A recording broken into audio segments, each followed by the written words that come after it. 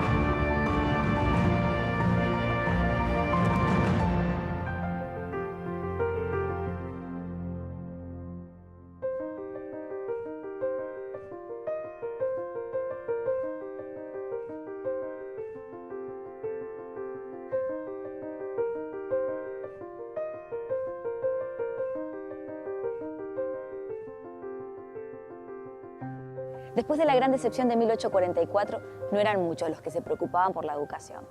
Después de todo, si Jesús vendría pronto, ¿para qué perder tiempo en las escuelas en vez de predicar? Pero este concepto pronto fue cambiando y la educación comenzó a ser reconocida como una necesidad que debía ser suplida, no solo para garantizar el crecimiento de la Iglesia, sino además para lograr el principal objetivo de la educación, el cual Elena de White definiría como obtener el conocimiento de cómo podemos glorificar a Dios, a quien pertenecemos por creación y redención.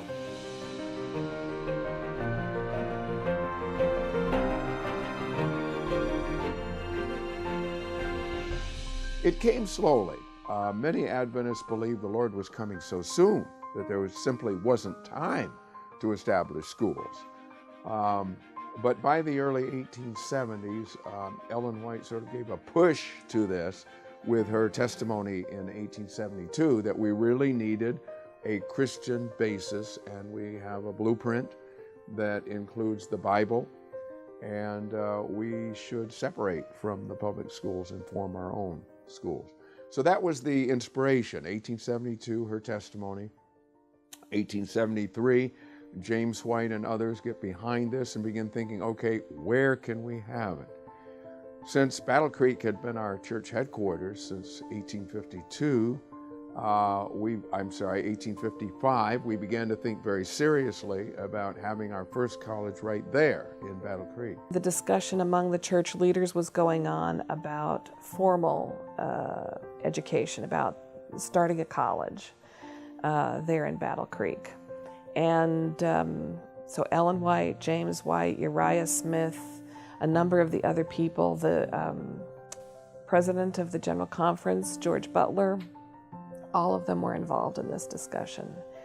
And eventually they established the Seventh-day Adventist Educational Society, and they decided to make a start with Battle Creek College. Los hermanos de la iglesia dicen, vamos a hacer un colegio.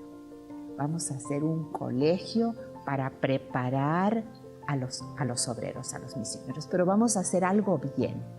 Y entonces hacen dos cosas, es muy interesante. En primer lugar, tienen que juntar dinero. Es decir, construir una escuela necesita dinero. Y para eso le piden a los hermanos de iglesia que donen, para construir un colegio que sea algo nuevo, algo representativo, con la mejor calidad y que pueda preparar a las nuevas generaciones de obreros de la iglesia. Y los hermanos donan, son muy generosos. Y lo segundo que ella hace, una cosa es dinero y en segundo lugar lo que se necesita es un plan de estudios, es decir, ¿qué se va a enseñar? Va a tener reconocimiento del Estado, va a ser una escuelita que es puertas adentro y que nosotros preparamos obreros. De hecho, en esa época ya había muchas de lo que se llamaba en inglés Bible Schools, escuelas bíblicas, que las iglesias las tenían para preparar a sus pastores con programas de lo que llamaríamos hoy educación continua, no un programa formal. Pero la iglesia decide no, vamos a hacer una institución reconocida por el gobierno con credenciales, y así es como comienza el Battle Creek College, que se establece en 1874 en la ciudad de Battle Creek con la acreditación del estado de Michigan para funcionar como un colegio, no como una escuela primaria o secundaria, no tenía nada de eso. Es decir, era preparación profesional. They built the first college close to our printing press there. They found teachers in Goodloe Harper Bell, Sidney Brownsberger, Uriah Smith, and others. They did not establish a dormitory situation. They felt it would be better for the students to be in the homes and have a family background. That didn't always work too well, and so a dormitory was established later. They had a close alliance with members of the press at the Review and Herald, like Uriah Smith, and with Battle Creek Sanitarium. John Harvey Kellogg would come over and lecture for some chemistry, physics, and pre-med classes. So this was sort of the beginning, 1872, 73, 74. Later on, in the later 19th century, they would establish other colleges, such as Atlantic Union College, Healdsburg College, which became Pacific Union College, and so on. But right here in Battle Creek, Michigan, was the first. Retoño de un sueño que comenzó a florecer en el corazón de la Iglesia Adventista, el Battle Creek College creció como el primer intento de llevar a la práctica una educación diferente, sin raíces en la tradición o el conocimiento del presente, sino fundamentada en la sabiduría eterna que proviene de la palabra de Dios. They had three main goals, the people who created the SDA Educational Society and started Battle Creek College. They wanted to create an environment that would protect the young people from worldly influences. They saw that the other colleges were very secular, very worldly. There was a lot of partying going on at the other colleges, and they wanted to protect the young people from that influence. And so they made very careful rules for behavior at the college. So that was one of their goals.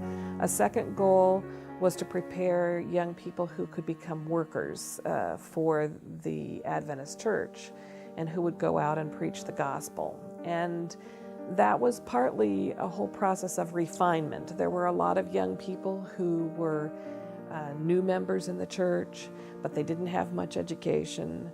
And they felt like they needed to learn to speak publicly, they needed to write, all of those sorts of things. And the third goal was, of course, to teach the Adventist theology, biblical truth as they perceived it, and to promote Adventist philosophy and teachings. So those were their three ideas to begin with. But when they established the school, originally they established it to be much like the other schools that were, the colleges that were in North America at the time. The biggest challenge was to understand what an Adventist school should be. I mean, after all, we didn't have people who were educated in these things. Where are we going to get somebody to head up this new institution? Well, they had a man by the name of Sidney Brownsberger. Sidney Brownsberger had a master's degree from the University of Michigan, and he was an experienced educator. There was only one problem. He didn't understand what was involved in Adventist education. And so he created what's called a liberal arts school, and at the center of the curriculum was the classics. Now, what do we mean by the classics? We mean the ancient writings of Greece and Rome. I'm not talking about the Christian writings. I'm talking about the Greek philosophers and the great Roman orators who wrote their stuff in books. And so for 6 or 7 years, the people studied pagan classics, what they called the heathen classics, in the original languages. This was traditional Western education, had been for over 1,000 years. And so what we did is we duplicated what was found in the public universities. And here we have a problem, because they never had a Bible course. No Bible course was required. They're going to train ministers and they're going to have a Bible course? No religious implications to the curriculum. And beyond that, the bulletin said, because they were trying to get students, you can come to this school and you won't even know it's a Seventh-day Adventist school. Now that's a paraphrase, but that's basically what it said. There'll be nothing sectarian about this school. And so that you can see there's a real problem in understanding. But that problem needs to be seen against the background of what the church administrators were saying when they said we want a school. They said, we want a school where they'll learn Bible. And not only Bible, but the Adventist understanding of the Bible, so that we can send people out and teach the Bible and teach Adventism and do evangelism. And we want people who can know practical things. And of course, Ellen White, 1872, wrote Proper Education. And in that, she talked about vocational education. She talked about training for the world of work, get physical exercise so that their bodies are strong. And when the school started, like I said, it was just the opposite of what the founders had expected. In the 1870s and 1880s, it simply didn't appear as though many of our church leaders understood what she was trying to say. They were very intelligent people. They meant well. I don't mean to blame them for their mistakes. But men like Sidney Brownsberger had a master's degree in the classics, Greek and Latin and literature and so on.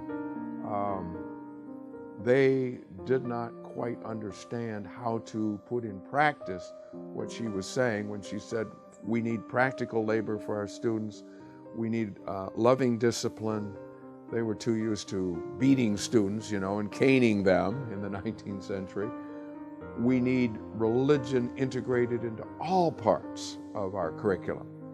Previously, what Uriah Smith had done was to offer a Bible class or two, and that was optional, so that students could come or not come. There was little understanding as to how to integrate the Adventist message into every class, science classes and math classes and history classes. They just at that point didn't understand how to do it. There was not the there was not the willingness to try and break free of the bounds of what contemporary society said was a good education. And I think we should give credit to our pioneers. They didn't want to just have an educational institution. Too often today, I feel, we create colleges and then don't resource them appropriately, and schools, and we shouldn't, it's not enough just to have an Adventist school or an Adventist university. I think they should be the best. This is what Ellen White talks about. She talks about making men who are not mere reflectors of other men's opinion. Our schools and institutions should be the best. And so our pioneers, to give them credit, were trying to have something that would give education of the highest level. But having agreed on that, they couldn't then break the shackles of contemporary thought about what a good education was, and so they just end up being very focused on this classical curriculum, which is neither terribly practical nor terribly Christian, and certainly not very Seventh-day Adventist. No hizo falta mucho tiempo para que los pioneros descubrieran que llevar adelante el objetivo de una educación adventista requería mucho más que paredes, bancos o alumnos. Primero, deberían estar dispuestos a aceptar nuevas respuestas para antiguas preguntas, abrir sus mentes para entender la voluntad divina y sus corazones para vencer sus miedos y atreverse a ser diferentes, mantenerse fieles y confiados en que aquel que les encomendó esta misión ahora estaría con ellos en cada paso del camino hacia alcanzarla. In 1872, Ellen White wrote on the importance of education, and she would continue through the rest of her life to write on education. And she was pressing, God was pressing really through the prophetic gift, that we not just do the same thing as classical education, but that we make this a Bible-centered education that was also very practical. And so this was in their minds, and the councils continued, but to integrate this was very challenging. What God was showing her was so radically different than what they were used to that it really took them a while to kind of catch on. ¿Cómo empezar de cero un tipo de educación con características específicas diferentes de lo que era común en la educación clásica del siglo XIX?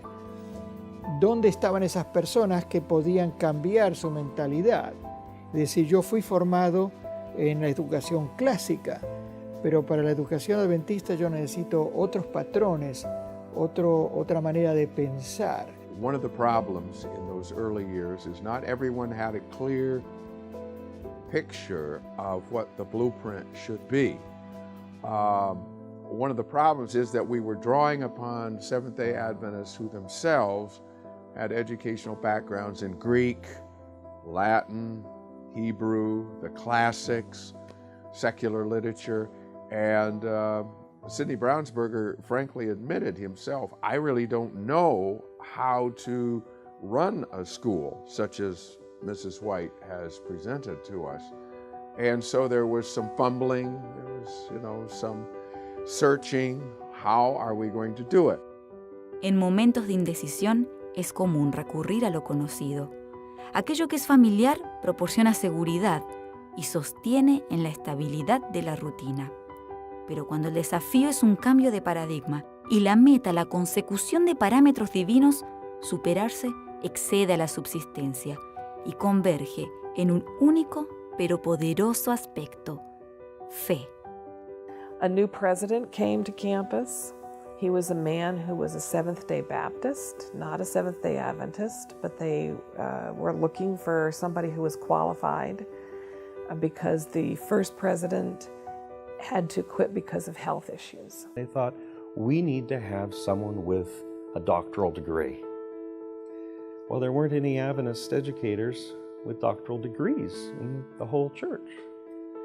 But there was one man who had just shortly before had accepted the Adventist message. He had not yet even been baptized. His name was Alexander McClure. He had been a Baptist.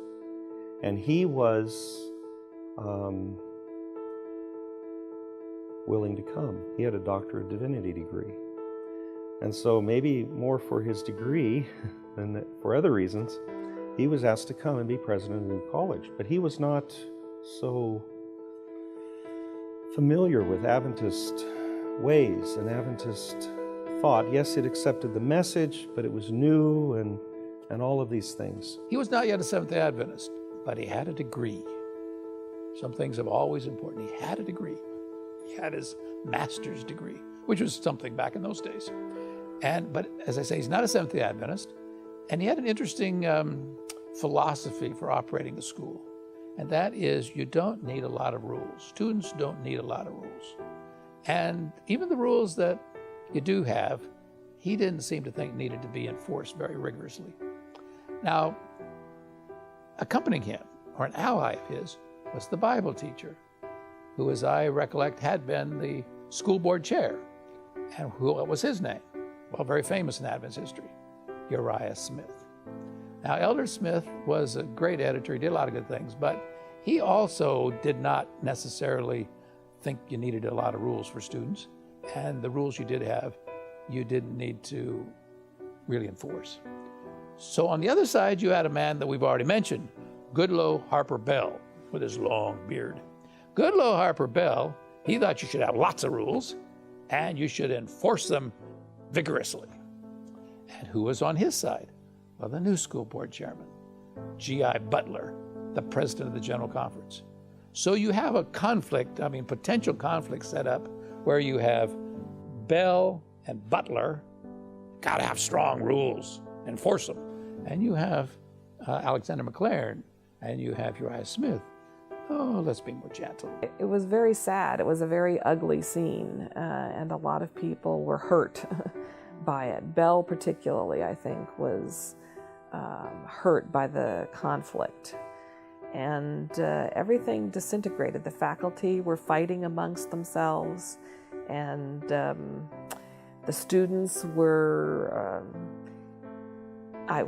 it would be too strong to say that they were rioting, because they didn't riot, but they held protest meetings, and it was a big mess, actually.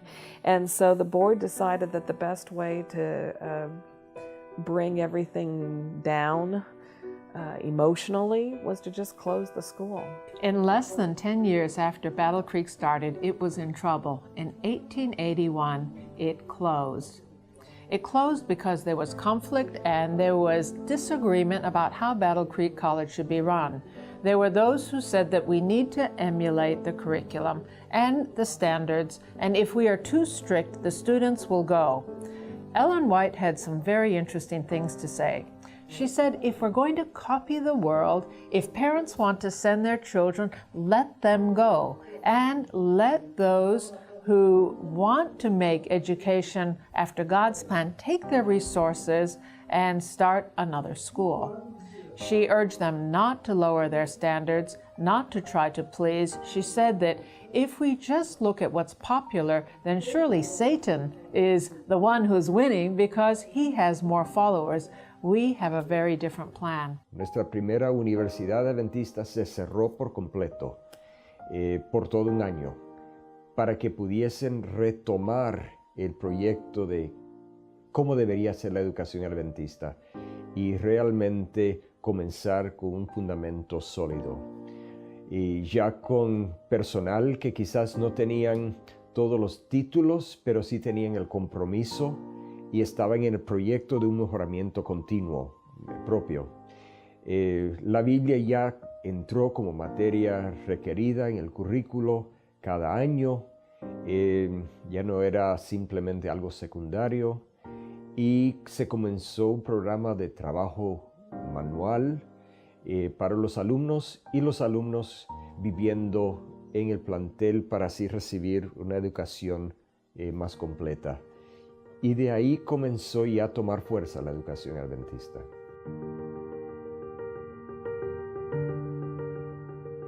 El cierre del Battle Creek College no fue un momento fácil para los adventistas del séptimo día. Muchos incluso se preguntaron por qué Dios había permitido que esta primera institución educativa adventista, en la cual se había invertido tanto esfuerzo, tiempo y dinero, ahora llegara a este punto. Pero la verdad es que había muchos principios básicos de la educación adventista que necesitaban ser revisados, principios que aún hoy tienen mucho para enseñarnos.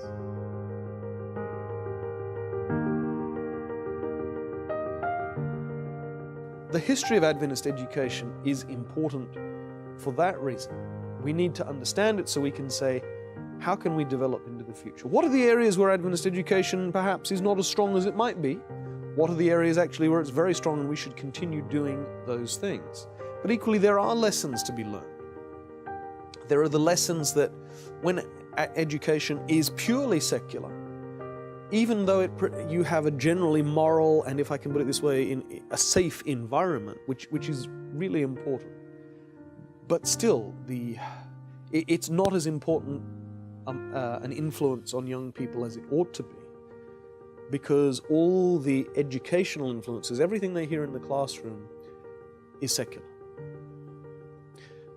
And that was a problem with early Adventist education. So we need to learn that lesson. We need to know it's not just enough to have specifically Adventist influences in the classroom. We need to have them in the dormitories and in the whole institution as well. And it's not enough just to have them in one of those places. We need them in all of those places to shape lives of service to the church and to God.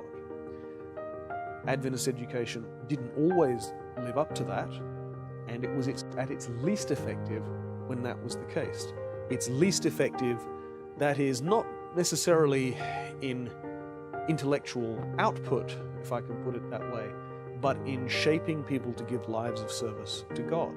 And part of the importance of Christian education is it has to be intellectually challenging. It has to produce minds that can think, that can question, and that can come up with answers. But it also is about lives of service.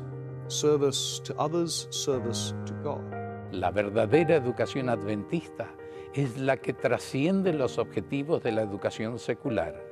Es aquella que posee mayor amplitud y un fin más elevado, pues prepara a los estudiantes para que sean ciudadanos productivos a la sociedad en esta vida, como también ciudadanos capaces de brindar un servicio más amplio por toda la eternidad.